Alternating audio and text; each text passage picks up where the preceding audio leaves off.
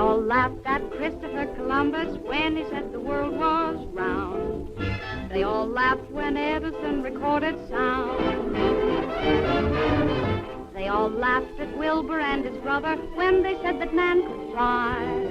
They told Marconi wireless was a phony. It's the same old cry. Welcome back to 100 Years of Television.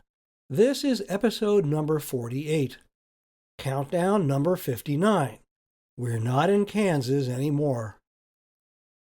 For 100 weeks that started in October 2025, this podcast is going to recall the top 100 milestones in the first 100 years of television and video. The countdown is pegged to culminate on September 7th, 2027, the 100th anniversary of the day television was invented. I'm Paul Shatskin, author of The Boy Who Invented Television, the definitive biography of Philo Farnsworth, who invented the world's first all-electronic television system. In the last episode, Ampex changed everything with the introduction of the video tape recorder. Today, it's lions and tigers and bears. Oh my!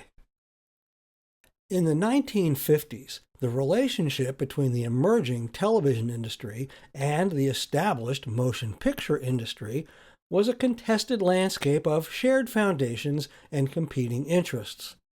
On the one hand, Hollywood had been producing motion pictures for more than half a century. On the other hand, the easy availability of similar entertainment in every living room threatened the industry's business model, especially its nationwide network of movie theaters. Some of the earliest experiments with mechanical television in the 1920s drew directly from motion picture technology. Among them, the radio visor contraptions, demonstrated in the mid-1920s by C. Francis Jenkins, drew on his extensive contributions to cinema projection technologies. But once the principle of electronic video had been proven, Philo Farnsworth turned to motion pictures to improve the technology. Just a few weeks after his heralded demonstration for the press in early September 1928, Farnsworth's San Francisco laboratory was extensively damaged by fire. Tragedy turned into opportunity when insurance covered the losses and the lab gang set about building entirely new equipment. The reset gave Farnsworth a chance to address critical engineering issues. But before he could measure any progress, he needed an image source with more motion and detail than geometric shapes painted on glass slides. The lab gang tried televising live human subjects, but the extremely hot lights still required to render any picture at all prevented the use of live models for more than a few seconds. They had to come up with something else. An entry in the lab journals from a few months after the fire reports, "Transmission of motion pictures by electrovision attained by Rutherford." In other words, lab gang veteran Tobe Rutherford had developed what is now known as a film chain, a device for displaying motion pictures on television. As one observer wryly put it, that just meant they bought an old movie projector, got it working, and focused the projection onto an image dissector. One of the first films that the lab gang ran through their projector was a loop from Walt Disney's Steamboat Willie, the debut of a character named Mickey Mouse. But their favorite footage was a clip of Mary Pickford, America's sweetheart, in a scene from The Taming of the Shrew. One of Farnsworth's colleagues noted that Mary Pickford combed her hair at least 1,000,000 times for the benefit of science and the development of television. As the details in Miss Pickford's features were gradually refined, the lab gang could see much more clearly the obstacles that remained on the long path toward producing a commercially viable television picture. The tenuous dance between film and television was vividly illustrated when that same Mary Pickford visited Farnsworth's laboratory in early 1930.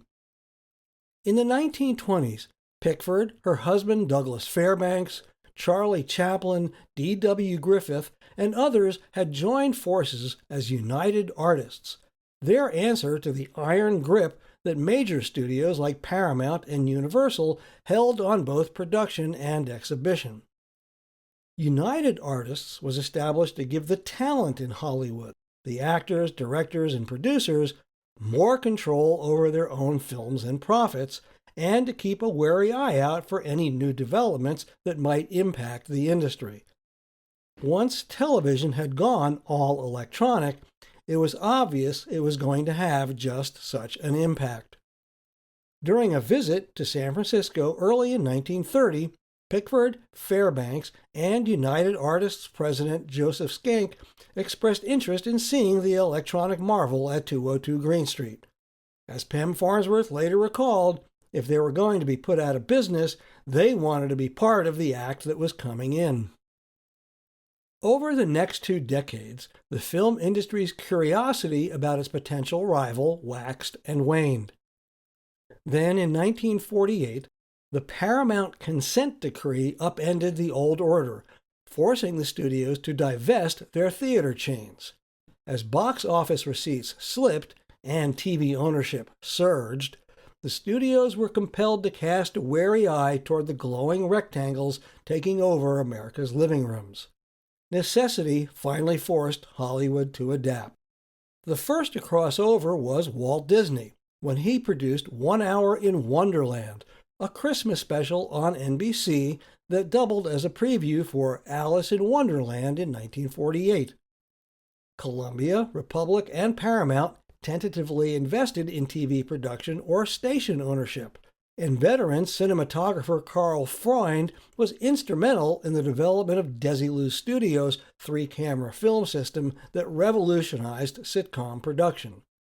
Still, Hollywood's old guard clung doggedly to their dismissal of television as a lesser art form, a proletarian carnival of novelty acts, sports, and occasional live drama, certainly not a suitable venue for any of Hollywood's theatrical spectacles.